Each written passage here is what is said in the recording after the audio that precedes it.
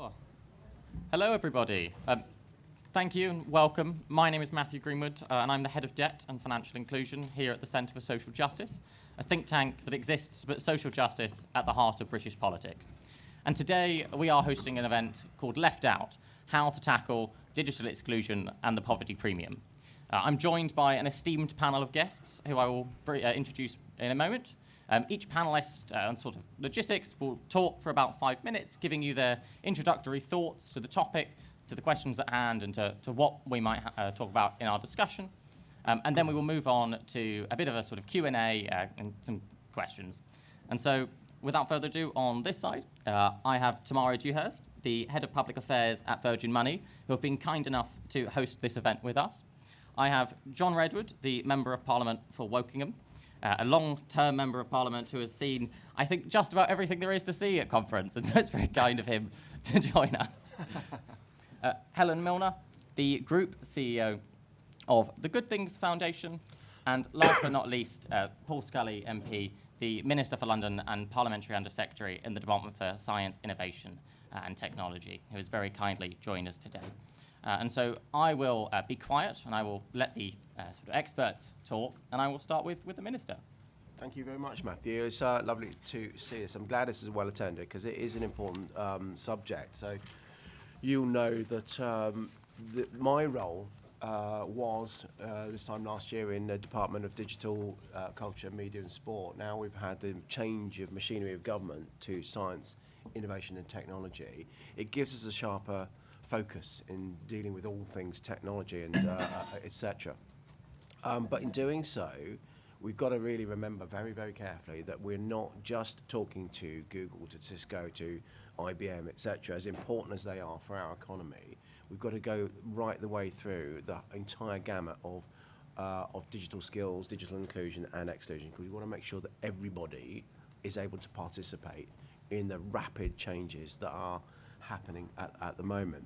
So digital inclusion is very much part of the UK government's digital strategy, and we had a digital inclusion strategy back in 2014, and actually the principles that we had laid out at that point are no different now than they were then. Technology's changed clearly. A lot of the hardware as well as the software and apps that we use is different, but the four principles, effectively access to devices and internet connection, the skills that you need to be able to access these, the motivation, because some people do deliberately exclude.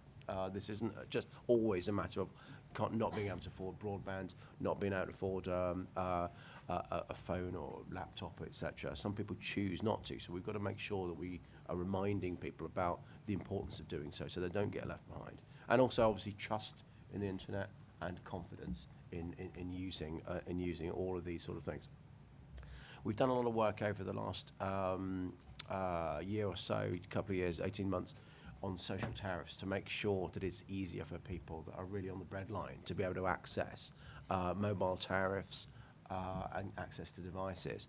And the mobile phone networks have been playing ball on that and broadband, but take-up has still been low. There's lots more that we need to do in terms of trying to make sure that people are aware of it. I think 40-odd% of people are aware of social tariffs, but take-up is low, around 5-odd%.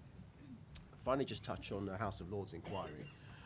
Tina Stoll and her committee, Baroness Stoll, was looking at this, and they raised a number of issues with us, which we are working through at the moment. We're responding to them, and that will be published pretty well as soon as we get back in Parliament when recess ends.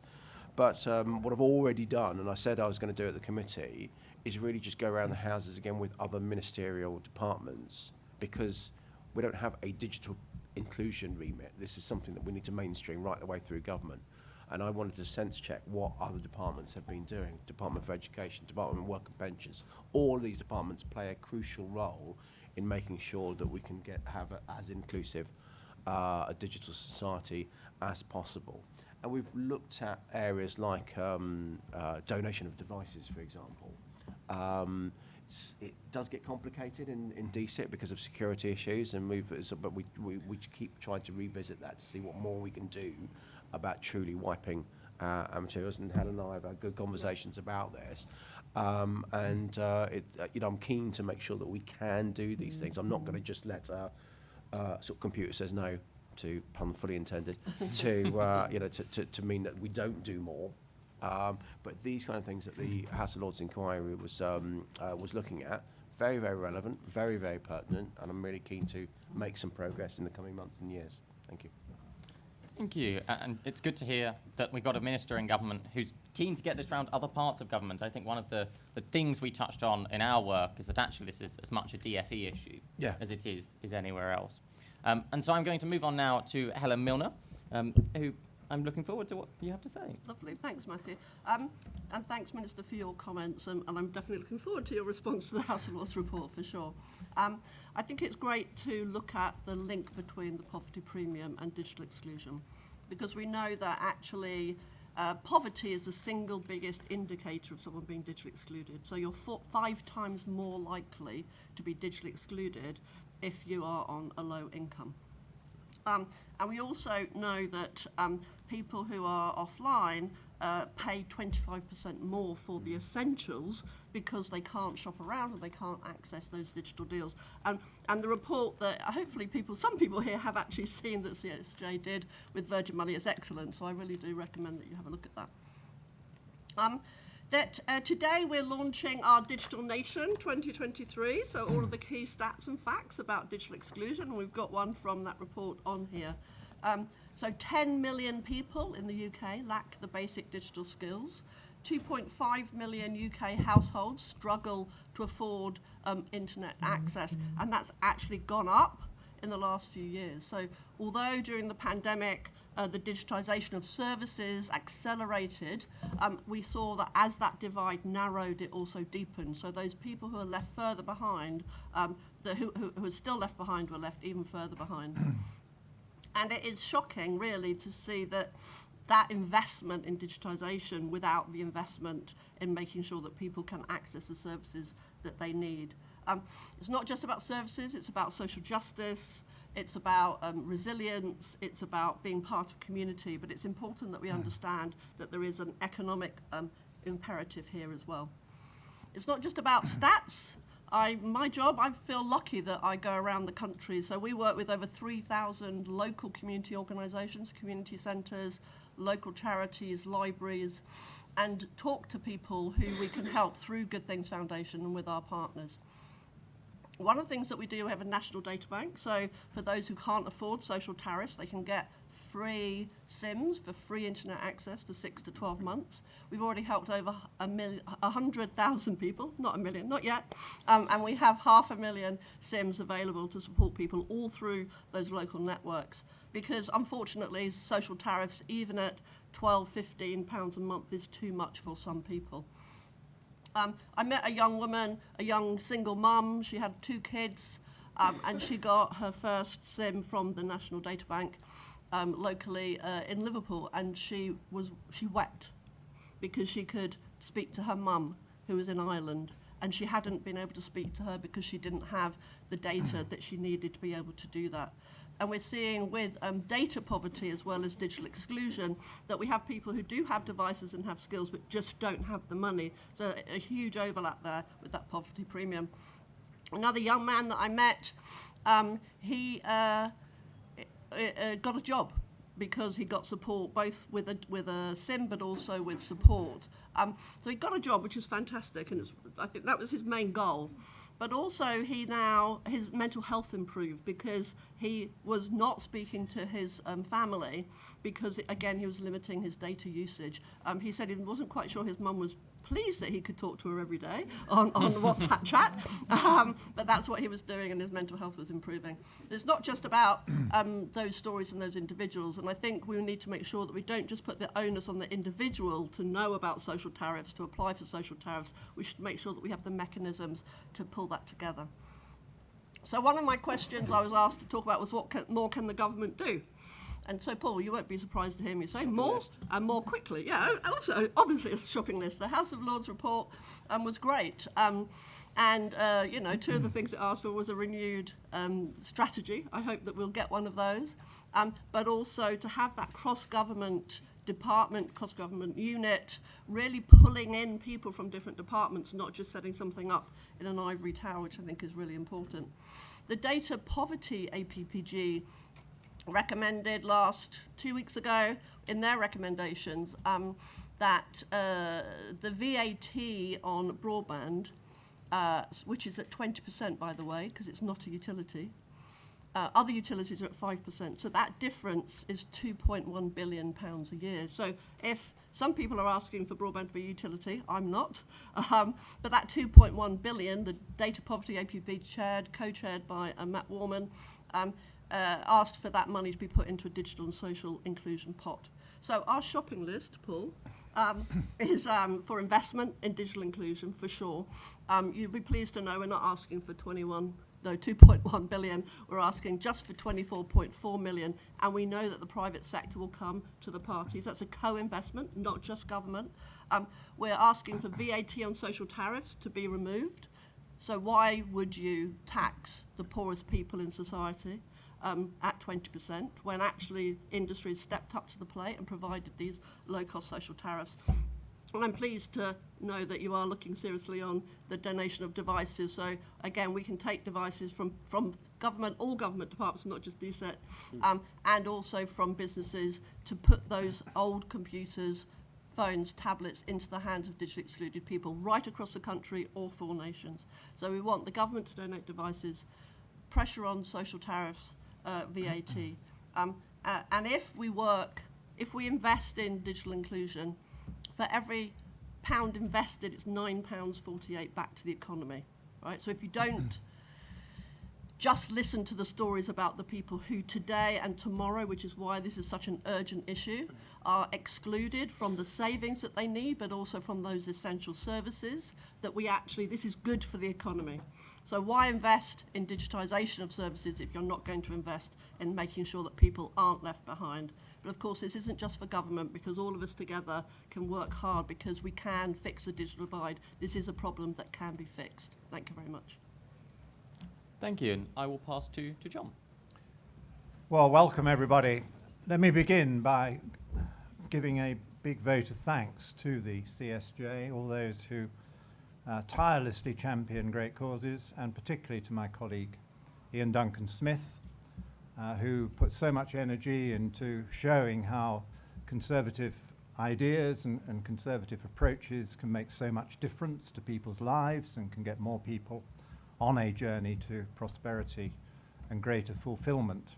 And he does all this whilst giving an amazing service to all his constituents in a highly marginal seat, and joining me and others in some great causes that we've been battling about, which are not the subject of this particular meeting. But the issue of digital exclusion is a very crucial part of what the CSJ and many of us are about as Conservatives. We want people to have better lives. We believe that in many people there is that scope, that energy.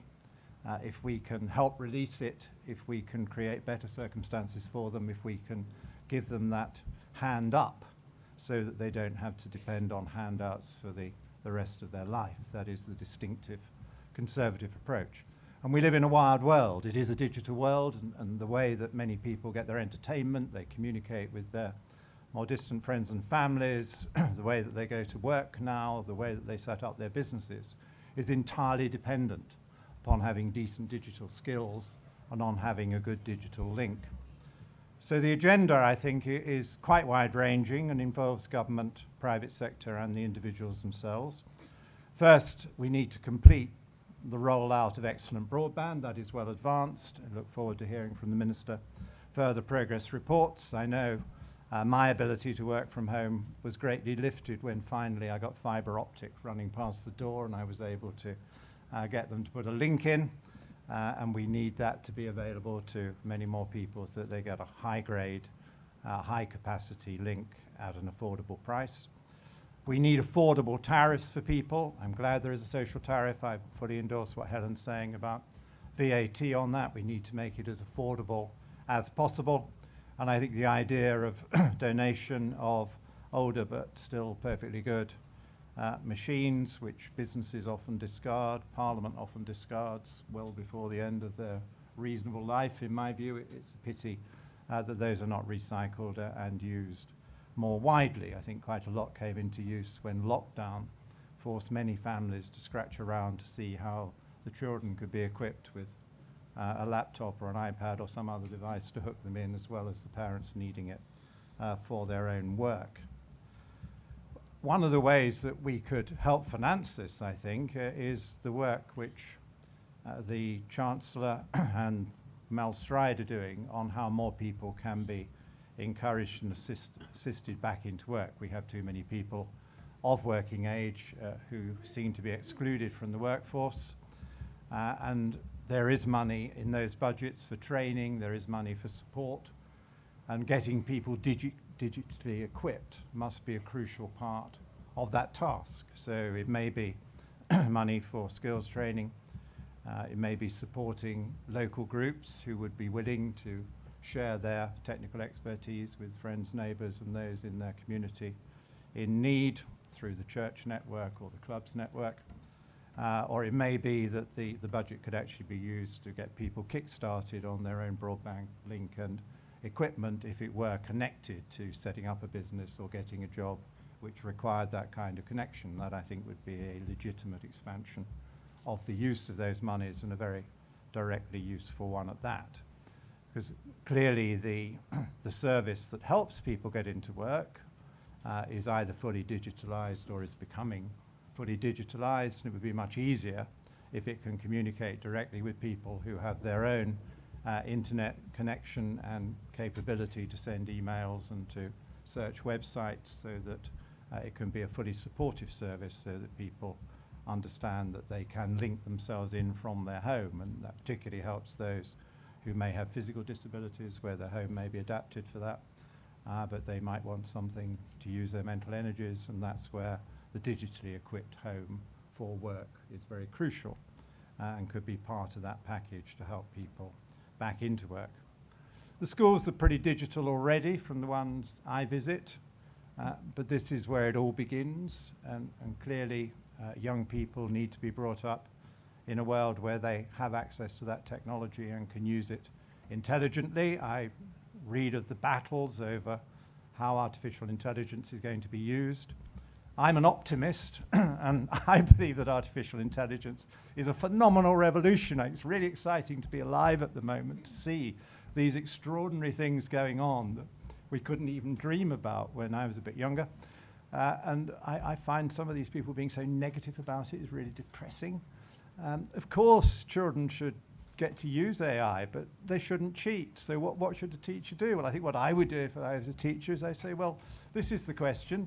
You can by all means start with the AI answer, but you've got to understand the AI answer, check it out, prove the bits that are wrong, improve it, form your own views. You've got to add value to it. You're just cheating yourself if you just download the AI answer. And if a teacher thinks they won't download the AI answer if they're in a hurry, then I don't think they're as experienced a teacher as I'm sure most of them are. So let us welcome the AI world and understand that it can be everybody's friend. And as someone who's never been on a course to teach me how to program a computer, I've always relied on saying to other experts, well, this is what I'd like my computer to do, can you fix it for me? I find it really exciting that apparently now I can just type in a bit of English to a computer and it will whir away and come out with a piece of computer language that might actually do the job. And the proof of the pudding will be in the eating, and if the first ones don't, I'm sure the next generation will. I think it's really exciting, and I think it links directly into what the CSJ is talking about. It gives more skills to more people more quickly, more data, more processing, more ability to find their way through an otherwise impenetrable world. And I welcome AI if you can ask an idiot question and get a good answer. Thank you. And I will pass it finally to Tamara. Thanks, Matt, and thank you to you and your colleagues at the CSJ for what I think we can all agree is quite a thought-provoking report, and thank you also for organising today's event. To address the elephant in the room, some of you might be slightly confused about why you've got a retail bank standing here today rather than someone from the telecommunications industry. And so I thought I might just talk to that slightly first before giving my reflections on the report and also talking about what we specifically at Virgin Money are doing to address digital exclusion in the UK. So at Virgin Money, we have a very clear goal to become the UK's best digital bank. We will never achieve that if our customers of today and customers of tomorrow are not equipped with the tools and the skills they need to navigate what is increasingly becoming a digital world. As many of you may know, Virgin Money is the 6th largest bank in the UK, but our heritage has come from Yorkshire Bank, Clydesdale Bank and Northern Rock. What the CSJ's report revealed that in our heartlands of the North East, Yorkshire and the Humber, and Scotland, you see far higher levels of digital exclusion than elsewhere in the UK. More worrying still is what that report reveals, and what I think Helen's stats are obviously showing today as well, is that levels of digital exclusion are far higher than official estimates suggest that they are. But as well as support our customer base, for us, tackling digital exclusion is essential to our ESG goal of tackling the poverty premium. And to be clear, for any of you that haven't come across the phrase the poverty premium before, the poverty premium is the additional charge that 14 million people on lower incomes pay to access exactly the same essential services as those on higher incomes. That's your energy bills, your insurance premiums, that's access to credit. We've been working with the CSJ now for just over a year, and we did a report with the CSJ this time last year, specifically focused on the impact of the rising cost of living on the poverty premium. And what that report found was that in this current environment, with costs rising, people who pay more than 29% of people who pay more than one poverty premium are skipping meals in order to make ends meet. That's a fairly shocking situation. But what the report also found was that there was a thread running through how much people paid to access services, and that was whether or not they had access to digital. Without access to digital, you can't shop around very easily for the best deal. You certainly can't access online-only offers. And more than that, you also can't access some of the great tools that have been created to help maximise people's incomes at the moment, be they things like benefits calculators or grants calculators. And to give you a flavour of how impactful some of these things are, we work with a benefits charity called Turn to Us, and we've embedded their benefits calculator onto our website. It's their tool, but we've been working with the DWP to run specific campaigns targeted around pensions credit to get people to use it and to become aware of the benefits they have available. That calculator in 18 months has seen almost 44,000 people have found out that they are underclaiming on benefits to a tune of 3.7 million. And that's just on our own bank website. It's a much bigger issue. But if you haven't got access to digital, you can't access anything like that. What this report crucially does is actually try and measure the economic impact of what's going on. And as I think Helen has already referenced, the figure that you are likely to pay 25% more to access essential services by if you don't have access online, shows the impact right now that can have on people's pockets.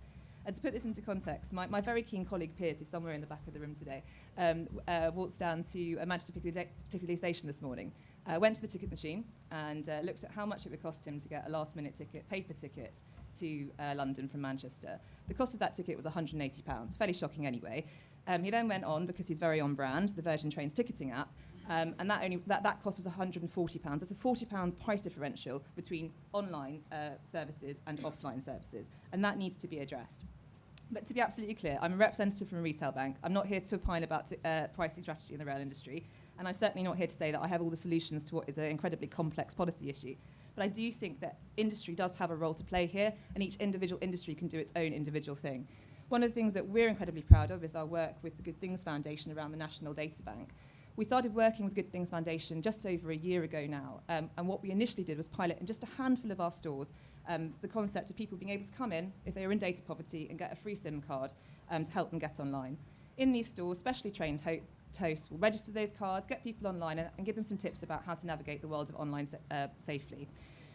Initially, it was a handful. I'm pleased to say today that we have 50 branches that are enrolled in the programme with plans to roll it out to our entire network. And already we're seeing some really impactful stories. So just picking up on some of the comments that John made about this being so important for getting people into work. We had a lovely story recently about a young man in Montrose who was desperately trying to get a job, and he came into our store having been recommended to come and see us from a local job centre. He had been applying for jobs left, right and centre, but where he was falling down was that when he was called back for interview, the interviews were all being conducted on Zoom, and he couldn't afford the data to be able to do those Zoom interviews. He came into our store, was able to enrol into a SIM card, and I'm pleased to say that today that he now has a job, and also, this certainly wasn't the intention of it, he's become a Virgin Money customer as a result of his experience with data, so great plug for us.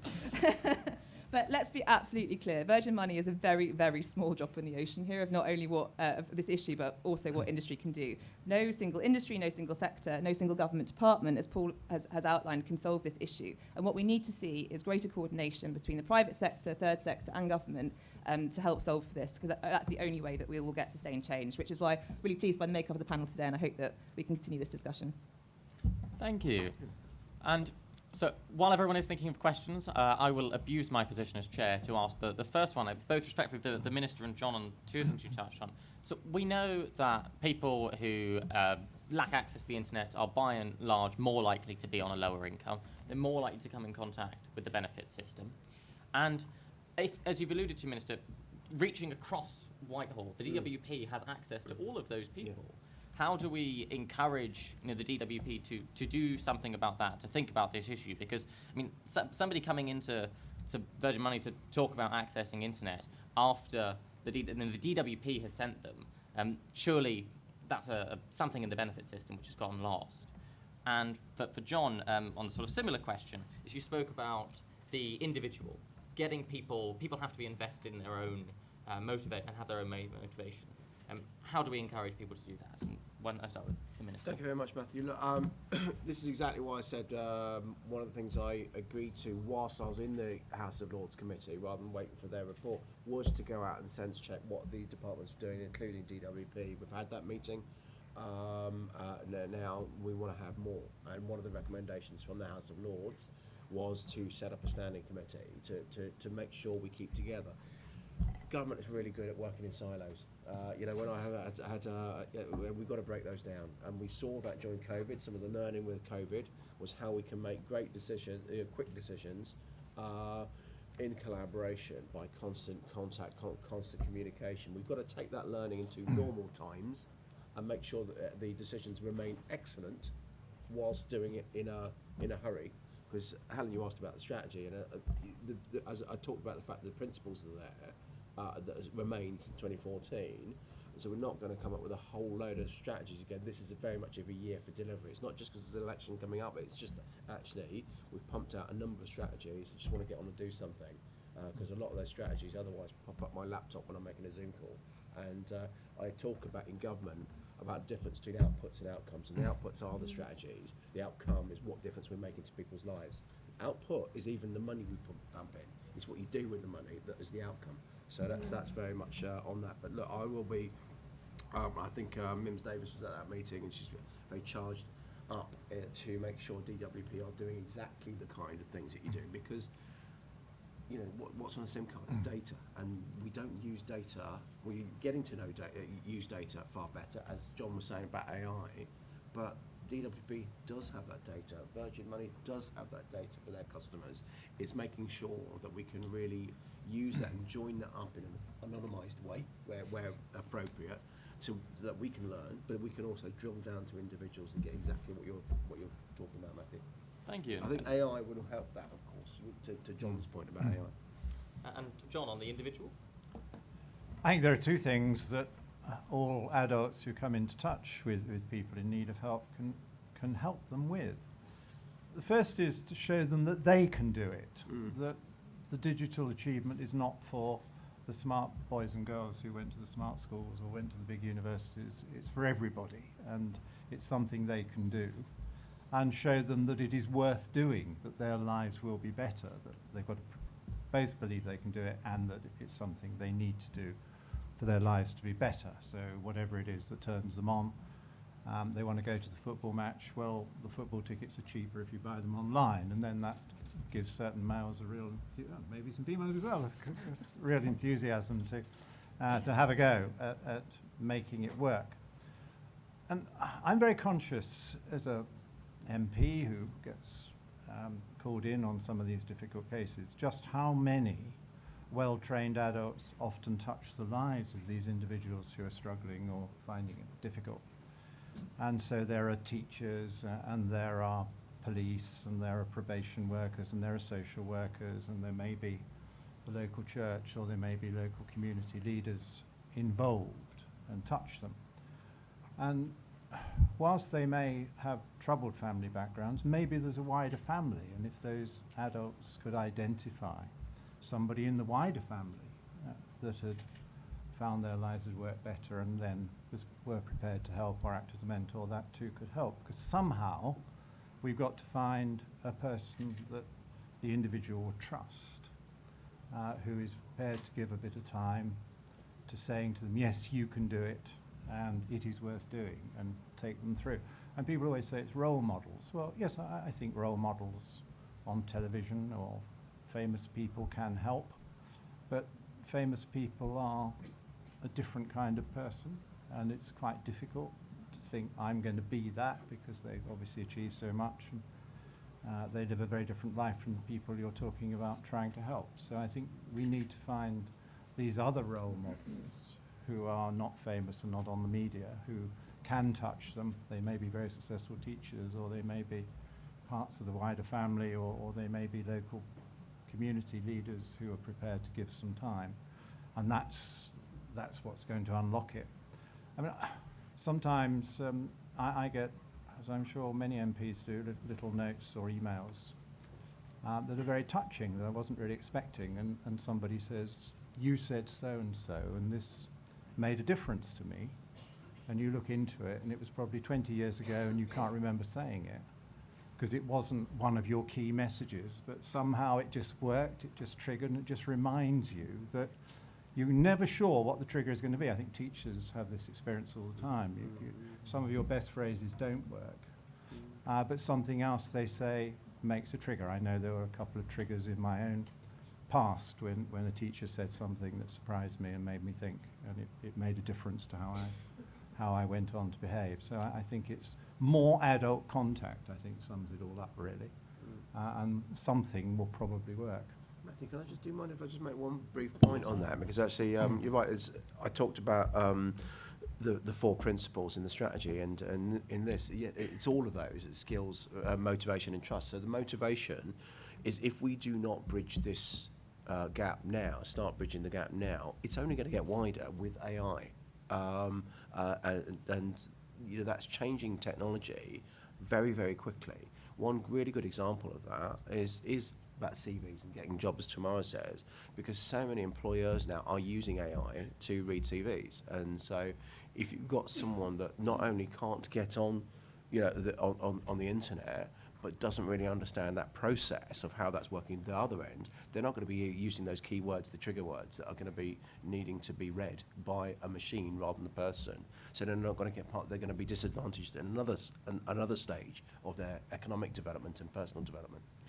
And I'd like to put in a plea for self-employment. I think quite often that's a very good bridge into the world of work. Yep. It may be better suited to people of strong views and a certain independence of character, which needs to be harnessed in productive ways. And so I think we don't, as a community, set out enough the joys and the opportunities of self-employment. We all know that there are tribulations and difficulties, but I think that too is a very important route. And I'm very sad that we have 800,000 fewer self-employed people today than in February 2020. And I think it's a policy failure, and I'm certainly talking to the Chancellor about the role of taxes in that, but I think there are also messages for everyone else along the lines that we've just been discussing. Okay, and so please raise your hand if you have any questions. One of my esteemed colleagues will come and deliver a microphone to you. I'll start with Gareth, and we'll take questions in pairs, and then the lady in the front. And all I'd ask is questions, not statements. The famous conference line. Good morning. Gareth McNabb from Christians Against Poverty. We had this freedom as part of Europe. We have it all the more now we're out, which is the zero rating of data for essential services. Gifting people data to be able to access the internet is one thing, but charity is a very poor way to try and end poverty. There are just ways to seek to end poverty.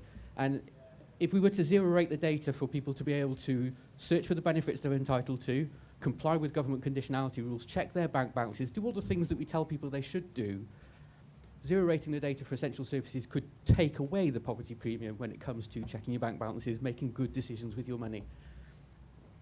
I'm yet to hear a good reason why it can't be advanced. I know of friends in the Treasury who've tried to work this across government. I wonder what help the Minister might be able to give to accelerate their efforts. And the lady at the front.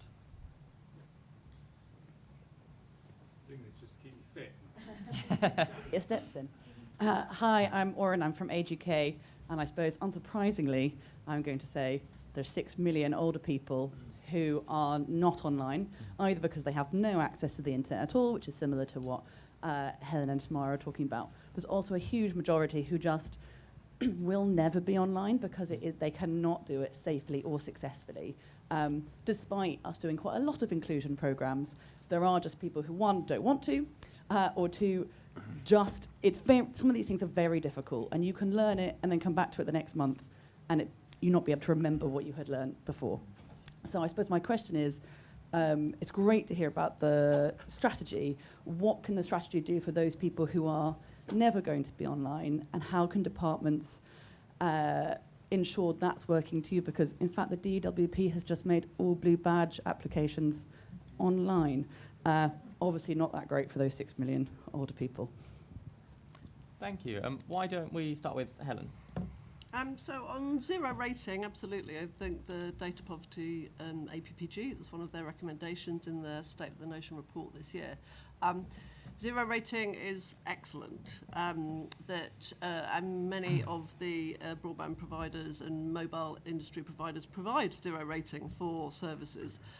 It's not quite as simple as that, because of course if you click on a link that goes out of that particular website, then all of a sudden you're using your data. So if you're on the NHS, for example, and you want to go and look at a video on a charity website that's linked to that webpage, all of a sudden you're paying for your data. It's also about knowledge of that.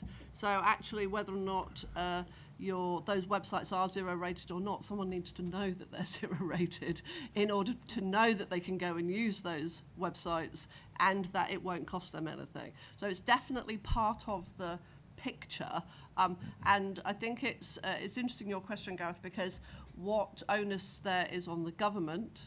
Is the government paying for those sites to be zero rated, or is the onus on the mobile industry for them to be able to provide that for free?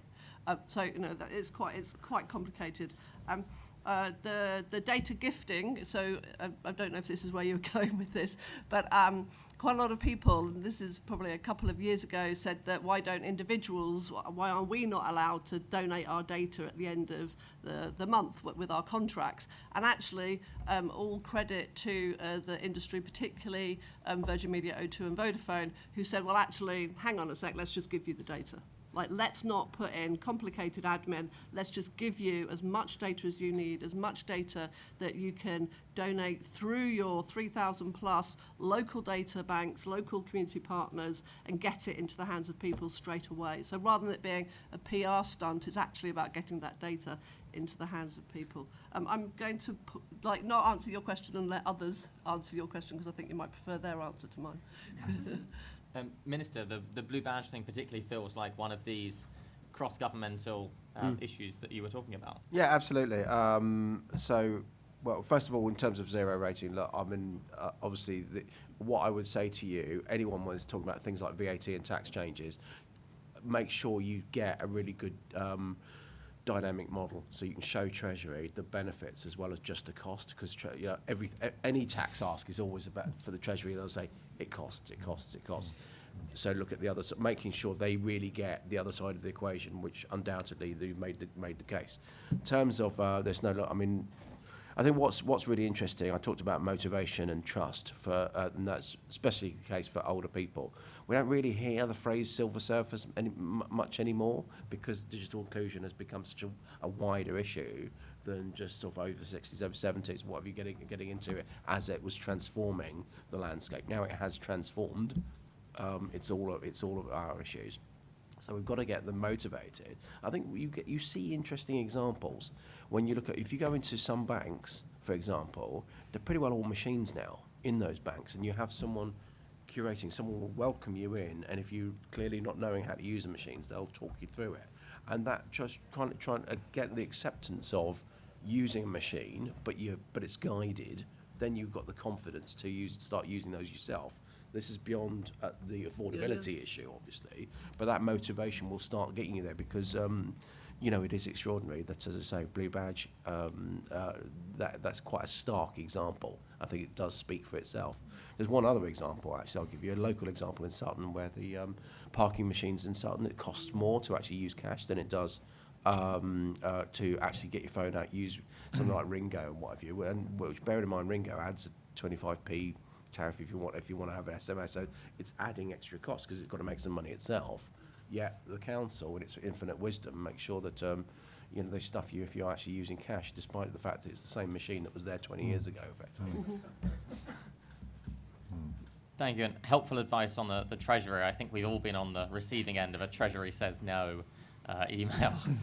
Why don't we go further? Gentleman at the back, and I will come to you in a second, but I'm going to go one on each side, and I will go to Sasha. Hello. Sorry, is it on? Yeah, we can hear you. Hello, Aaron Jacobs and Taubman's Conservatives. Just specifically on the digital exclusion element, an area that's close to my heart is how do we get full fibre broadband across the UK to 100% coverage? Because that is a particular issue when it comes to getting people online and getting resilience of service.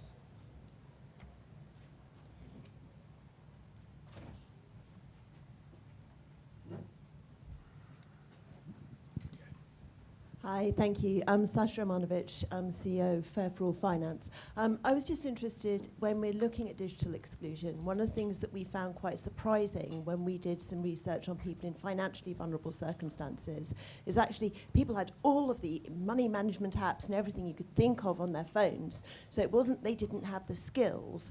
And I'm just really interested in terms of your report, in terms of where the balance sits. You know, is it skill, is it will, is it actually data and devices? Thank you. John, why don't I come to you about the rollout of broadband? This is something that you've been working on.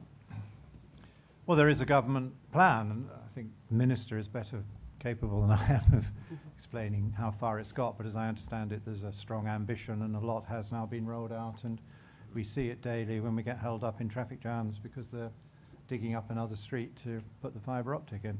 So we wish that well. And on the issue raised about money apps, I'm not quite sure why you think people have downloaded the apps but not using them. Is it that the apps are perhaps not delivering what people want? Do the apps need amending? And Tamara, why don't I come to you? Yeah, so I'll take up a little bit about that second point. So the report identifies, and it, quite similar to I think some of the key themes from the government's digital exclusion strategy, but effectively data, devices and capability are the three things that came across. But one of the things that the report also identified was that yes, there is a kind of a known issue with older generations and their access to digital, but there's also quite a significant portion of the younger generation who are confident at being online, but the reality is that when you scratch beneath the surface, they are more likely to be scammed through online push scams, and their confidence is really, really shallow. So I think that while people will often download these apps, they might not have the data to be able to afford to use them regularly, but I think they download them because there's the confidence in being like, well, I've downloaded it now, so I know what I'm doing. But actually, when you go beneath the surface, it's just not there. So, and that comes to that third point from the CSJ's report around capability. We need to do more to help people with those skills so that you have genuine confidence rather than false confidence about using online services. Thank you. And Helen, why don't I come to you briefly on that as well? Yeah, I think just as Tamara's saying is that although often people will present as having, for example, particularly with the data banks now, that they only need help with affordability of connectivity. Actually, if you scratch the surface, they will also have skills issues, and they will also potentially have device issues, like they have a device but it's very old. It may not be so old you can't update the software on it. So that it's really important that when people present that you look at all of those issues. The same is also true of people may be coming to the National Digital Inclusion Network saying that they need help because they need to apply for a job and they can only apply for it online, but then when you actually ask them, they also can't afford the data on their smartphones, or they only have a smartphone that they're trying to compose a CV on, for example. So actually I think that the evidence shows that it is compounded. So that there are separate groups, so there are people who only can't afford it or only can't use it, but they're the minority. The majority of the people who actually have issues across all three. Thank you. Broadband. So it's John Whittingdale, our friend and colleague John Whittingdale, that covers broadband and mobile, the hardware bit. I deal with the software effectively and the economy. But if you look at gigabit broadband, it's something like, the figures aren't exact, but it's something like the first 1 million households took about 18 months or so. The last 1 million to be connected took about 18 weeks. So it's just getting the ball rolling, and then it's speeding up and up and up and up. But then you start getting to the hard to-dos quite quickly. How you can do the cities and towns relatively easily, as John says, digging up the roads and annoying us all, but for a reason. So we've changed planning rules early on this year to make sure that landlords, we can circumvent landlords if they're just absentee landlords. We're finding that I think it's 40% of requests to landlords just go unanswered.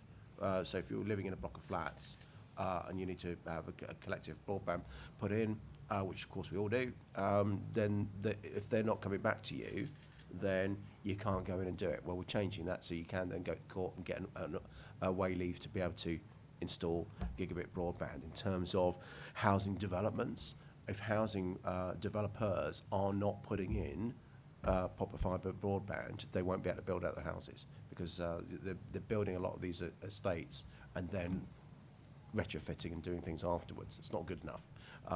But then we obviously get to hard to reach rural areas. So we're going to have to we are looking at what other things we can do beyond full fibre until we can get it down, the cost down to, but things like satellites and other approaches. And then you get to other issues around that a lot of us, anyone who's got the train up here, will know the difficulty of getting a signal on the train. That's partly because the network engineers for the mobile phone companies need to be rail trained to actually install the masts along the railway line. So we do need a better link up, frankly, with Network Rail to make sure that we can get that done as well. That's slightly on the side because it's not necessarily about digital inclusion, but it's certainly digital exclusion where we're actually travelling. Need to work as well. Absolutely. Before we move to opening statements, I promised I would come to the lady at the front. My name's Susan Kay, and Paul knows me very well, and he probably can predict what I'm about to say. Firstly, can I thank the lady from Age UK? It's the only organisation in the country. They're the only people that actually understand what it means to be digitally excluded and do something to help. Nobody else does. I doubt that any of you are digitally excluded, and none of you address the question that this lady brought up, which is, how do you deal with the 6 million people who cannot use digital means? It's not a question of machinery. It's not a question of tariffs. We cannot. I'm one of them. And it's to do with issues like sight and dexterity and dementia. And not one of you people addressed it, nor have you got anybody up on the panel who actually is in that position. And that's a great pity, because you're talking from a completely different position from the one I'm in. And it's not going to die off. People have said to me, oh, when you lot die off, it'll be gone. No, this is an aging population. 5 years ago, I was using the computer. Now I can't. No, sorry, I'm sorry. Everybody has spoken about other things. I think we get a sense of what you are asking, and thank you very very much. I haven't, no, wait a minute. I haven't asked the question. When are you going to take this seriously? Will the CSG use it as a sixth pathway? And when are you going to stop pretending that everybody can be digitally included? You can't shut the gap completely, and the gap is getting wider with an elderly population. And as for financial affairs, Tamara, I had money in your organisation. When I wanted to reinvest it, everything was online except one terrible rate, and they literally showed me the door. Okay. They were happy for me to take the money away. How do you deal with that? Thank you. So first of all, I'd like to just point out that I entirely agree with you that not everyone can access the internet, and not everyone will. We do say that in our report, but that's fine. As an organisation on the lived experience, I totally agree. The CSJ is a charity that works with 500 small charities across the country. And on the previous panel, we had lived experience. But thank you. And why not on this one? And I will just pass to the Minister briefly to talk about what we can do for elderly. I talked about narrowing the gap, but clearly any gap, you're just not going to fill it. And a lot of the digital experience is economically driven in terms of businesses are going to continue to work with things that are more efficient, more effective for the vast majority of people in this country, for the betterment of the vast majority. It is our role to make, as in government and indeed the heart of the CSJ and the other organisations here, to make sure that we are here for the people fall in the gaps between that economic drive, that free market drive. So I talked about curating, because as things are more on computers, on devices, that curation that a lot of people, businesses do, some banks, the post office, these sort of organisations, that's going to be ever more important. I mean, the post office used to be the post office minister, for example, and we spend 50 million quid on each year for the post office to fulfil the hard to reach areas, the rural areas, and the brilliant work the postmasters do. Because we ask them, the difficulty with the post office is we always ask them to become financially stable themselves, but then we ask a whole load of social things of the post office. So it's how we bridge that gap. Don't have an easy answer for you, Susan, because it is this is the challenge that we are trying to wrestle with. But we do want to make sure that we can come up with a solution. But it's never going to be a perfect solution now. But let's make sure we work together on solutions. And we do understand the problem, but there's no obvious solution. And, I will finally pass off to the other panelists for some closing remarks. I'm conscious that everyone probably has things to get to afterwards, and conference is very hectic. Why don't I start with you, Tamara? Thanks, Matt. So just to start off, I want to be absolutely clear that in holding the event today, this is about what we can do to help people who can access digital, and there is absolutely a section of society for whom they're never going to access digital services, and I think it's beholden on all of us to come up with solutions for that group. And I'm sorry if that wasn't clear at the start, but I just want to thank the CSJ for their thought-provoking report on this. I do think that there is a lot more that can be done to promote digital inclusion for those people who are digitally excluded because of their access to data or skills. And I look forward to hearing more from Paul as he continues to his work in response to the House of Lords report about what the government is specifically doing on this. And just to reiterate, I do strongly believe that what we really do need here is a cohesive approach across industry, third sector and government. Thank you. John? Well, I agree that not everybody will be able to or will wish to become digitally accomplished, although I think we're on a very important journey and many more will, and I've explained why I think it's very important for those of working age to set up their own businesses or to get back into the workforce, that they are so. I think in answer to the issue of what about those who are not able to, I think it's a very important battle is being fought at the moment to defend the use of cash. And I think it's very important that cash remains a legitimate and acceptable way of paying. And the more businesses that offer that, the better, because then people will feel less excluded by this digital world. And I think many businesses are recognizing that they need an in-person shopping and service model as well as an online one. And that too is very welcoming. And I think quite a lot of elderly people who may be fighting loneliness as well as digital exclusion welcome the trip to the shop or to the local service centre or to the service provider, and that can be very useful. And so I would conclude by saying more self-employment and more small businesses is not only good for the people who are on that journey to create greater wealth and activity and interest for themselves, but I think it also helps with this digital exclusion, because I find the businesses that are most sympathetic, if you don't want to go online and find out 6 different passwords and download 6 different apps and then discover it's blocking you or won't accept your answer, they are the small businesses. They just turn up at your house and you have a conversation in the usual way and you get the job done and you agree the price. And there's a lot to be said for that. It is a good, very human model. And I think the big businesses and the government have got to get a lot better at quite a lot of their interface with the public. Because as someone who does spend all too much time using digital devices, I do get extremely fed up with quite a lot of the treatment I get from big businesses and government when you aren't allowed to say what you want to say, but you have to fit into their pattern of doing things. And then when you really want to tell them what you think of them, you get a no reply at email which you cannot respond to. I think it's an absolute disgrace.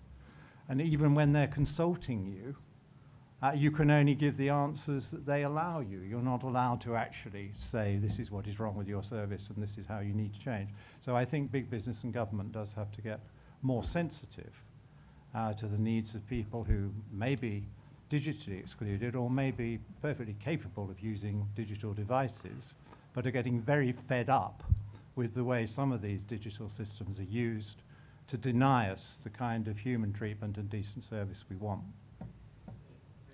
Thank you. And I'm conscious of time, so I'll pass to Helen and then we'll briefly come back to the Minister. So, Susan, I do talk to people who are digitally excluded often. We work with 3,000 trusted hyper-local community organisations, libraries and local charities who are in turn talking to these people every single day.